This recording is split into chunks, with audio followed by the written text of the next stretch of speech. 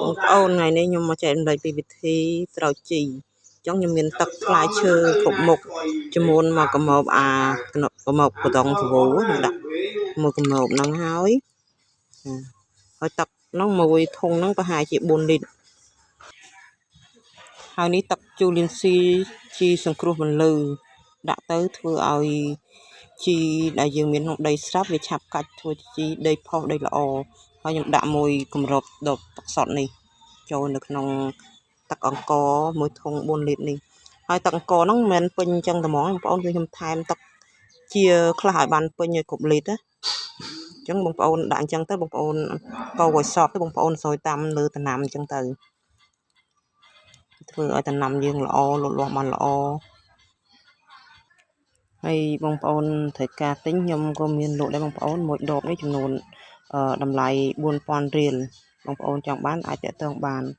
ពីកោហើយខ្ញុំយកមកសូចជុំវិញដំណាំជីសូចចឹងមកបងប្អូនអានេះជីអីទេបងប្អូនជីវ៉ាន់ស៊ុយជីវ៉ាន់ស៊ុយហ្នឹងអត់តបានទៅធ្វើអីហូបឥឡូវឡើងវែងជីហ្នឹងដាក់មួយបវរឆាប៊ីស្តុកទៅគួរឆ្ងាញ់ហើយនេះសូចសាឡាត់ហ្នឹងក៏ល្អបងប្អូនហើយល្អនេះខ្ញុំដាំទៅក្នុងដបទឹកសុទ្ធទេបងប្អូនចង់ញ៉ាំខ្ញុំមានដែរសាឡាត់មានច្រើនដែរហ្នឹងប្រហែលជា1គីឡូប៉ុន្តែខ្ញុំអត់កាត់ដើមទេបងប្អូនបញ្ជាក់ចង់បានគឺខ្ញុំ